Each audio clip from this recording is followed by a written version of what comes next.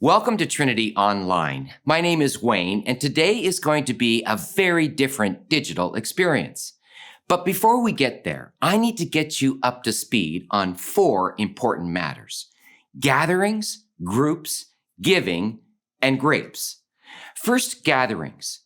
Next week, we begin to meet in person again on weekends for the first time in 19 months. I can't wait to be together. It has been way too long. Next Sunday, we are going to have a family reunion at the farm. Come for a pancake breakfast, and who knows, Dave just might get his wish with some bacon. We'll start serving those golden circles of goodness at 10 o'clock a.m. Come as a family and make sure your car is full or carpool, as parking on site, it will be limited. And don't forget to bring chairs or blankets to sit on. Everyone is invited. It really will be a family reunion. I can't wait. For how to get there, just Google Helen's Acres and hit directions. Second, groups. Finding a community in a group where you know others and others know you is a massive value for us. Now, for the past year and a half, some of you have maintained your community group that you've had for years. Some of you have started a Trinity Church Anywhere. And then I've also heard that some may have stopped meeting completely. Now, I find that last one hard to believe. With going back in person next week at Helen's Acres, if you've been in a TCA this past year, you might want to consider turning it into a community group, or maybe even splitting to start multiple groups.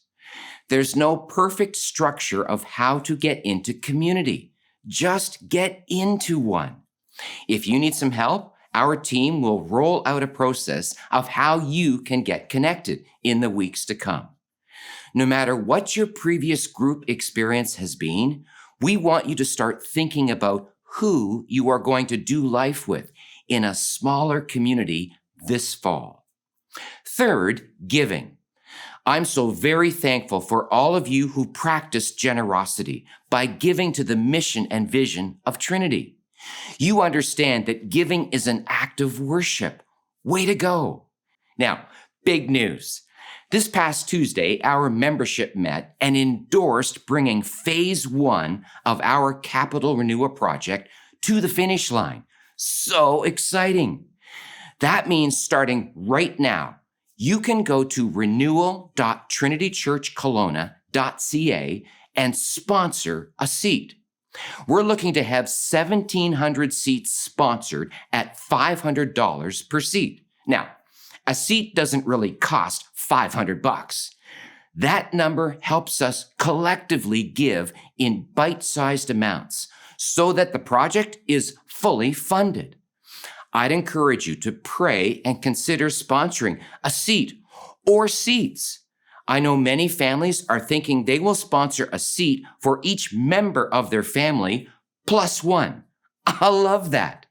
After all, we are doing all of this for the one who is far from God and needs to be sitting with you sometime in the future. And if you consider yourself to be a leader in our church, consider this. In 1 Chronicles 29, we have the great story of David building the temple. Leading the charge and bringing their gifts in first, the leaders. Leaders lead the way. So, all Trinity leaders, let's be inspired and do the same. Just make sure that before you give, you've done a prayer process and have aligned your giving to what God might be prompting in you. Finally, grapes. I believe Scott called this weekend a fruit salad as we wrap up our series called Infused. However, when we take a hard look at the fruit of the Spirit, metaphorically, they are more like a bunch of grapes, a cluster of life-giving qualities that is all connected to one central source, the Spirit. Here's the text we've been soaking in from Paul's letter to the churches in Galatia. But the fruit of the Spirit is love, joy, peace, patience, kindness, goodness, faithfulness, gentleness, and self-control. Against such things, there is no law. That's in Galatians 5:22. Several months ago, a devoted follower of Jesus in our faith community, who is also a member of my personal prayer team, learned that we were going to be studying the fruit of the Spirit. She quickly emailed me an excerpt from a book written by Max Lucado. It's a manifesto about deliberately choosing each of these character traits of Christ. 9 bold statements that require a continuous yielding to the transformative work of the Holy Spirit. I've had it taped to the wall right above my desk the entire summer. I read it often. Truthfully, I am still struggling to live it. I'm going to read it to you right now, and heads up, there is quite a bit of text. You may need to hit pause and take a few screenshots, or even better, a QR code will appear on your screen for you to scan with the camera on your phone. Or if it's easier, you can also grab the document in the description section of this video. Lean in as I read, and fair warning, they are written in fresh, no-nonsense, high-responsibility language. Each require intentional choosing. Here we go. I choose love. No occasion justifies hatred. No injustice warrants bitterness. I choose love. Today I will love God and what God loves. I choose joy. I will invite my God to be the God of circumstance. I will refuse the temptation to be cynical, which is the tool of the lazy thinker. I will refuse to see people as anything less than human beings created by God. I will refuse to see any problem as anything less than an opportunity to see God. I choose peace. I will live forgiven. I will forgive so that I may live. I choose patience. I will overlook the inconveniences of the world. Instead of cursing the one who takes my place, I'll invite him to do so. Rather than complain that the wait is too long, I will thank God for a moment to pray. Instead of clenching my fist at new assignments, I will face them with joy and courage. I choose kindness. I will be kind to the poor, for they are alone. Kind to the rich, for they are afraid. And kind to the unkind, for such is how God has treated me. I choose goodness. I will go without $1 before I take a dishonest one. I will be overlooked before I will boast. I will confess before I accuse. I choose goodness. I choose faithfulness. Today I will keep my promises. My debtors will not regret their trust. My associates will not question my word. My spouse will not question my love, and my children will never fear that I will not come home. I choose gentleness.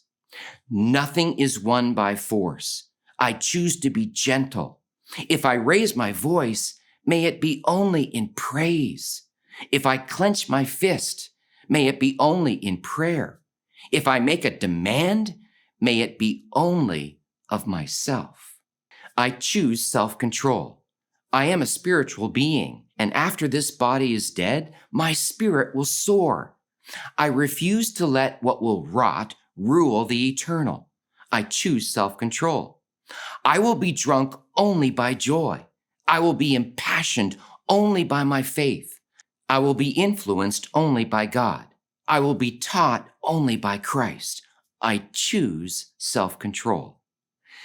You know, as mentioned, I've been reading these regularly all summer, but now sharing them with you is like opening the potential for expansive, spirit-infused life on many dimensions. Think about it. Imagine our lives, marriages, families, friendships, workplaces, classrooms, and our city if we made these choices every day. The opportunities to live the ways described are all around us, and our world is desperate to experience them being lived out liberally, frequently, daily. If you are a follower of Jesus, the Spirit resides in you and is shaping, inspiring, and calling you to live this way, period. No wonder the Apostle Paul finished this list of fruit with the words, "Against such things, there is no law." Some scholars believe Paul was using this phrase as an understatement for a rhetorical effect. The law was given to restrain evil, but these qualities do not need to be restrained. No law opposes them. The freedom we have gained in Jesus Christ and the power we have received by the indwelling presence of the Spirit provide the reason and the resource to make these choices. So here's the shift for our service this weekend.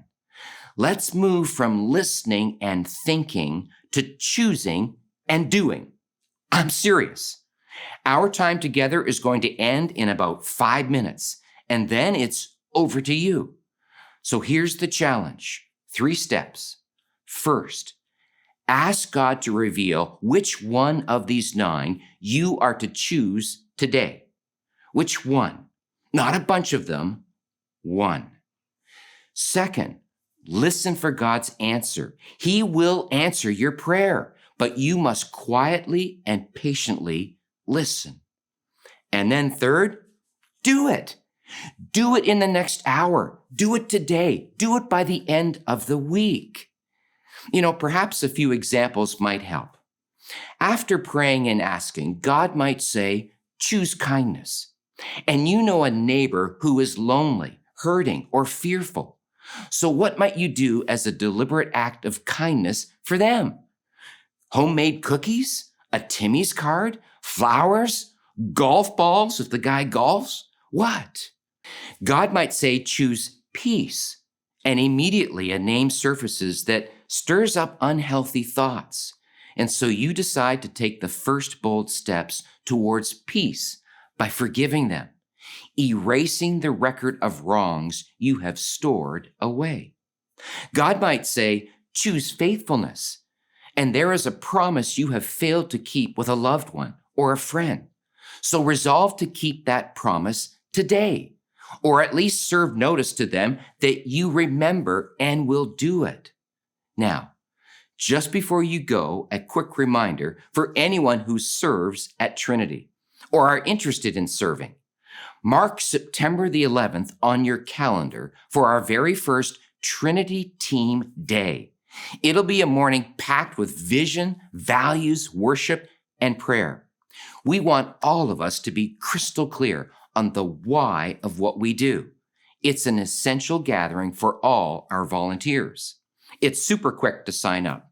Just head to trinitychurchkelowna.ca/Team Day to let us know you're coming.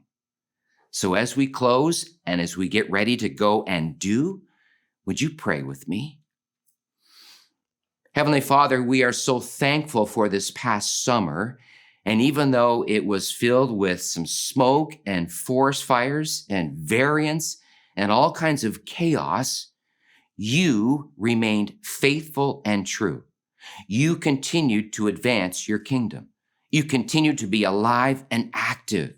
You continued to reach and rescue people. We celebrated those who were stepping out with a bold declaration of baptism. We served many with food that helped them throughout this summer.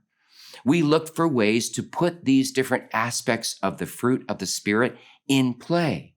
And so now I ask that as each of us would pray and ask you to reveal to them, may we have ears to hear. May we not rush away from this and forget it, but rather may we hear what you would whisper to us. And then even more, might we be quick to obey, to step up and do, to live out these aspects of Christ in a way that brings great change and impacts our city and beyond. So help us now as we go and do. In Jesus' name, amen.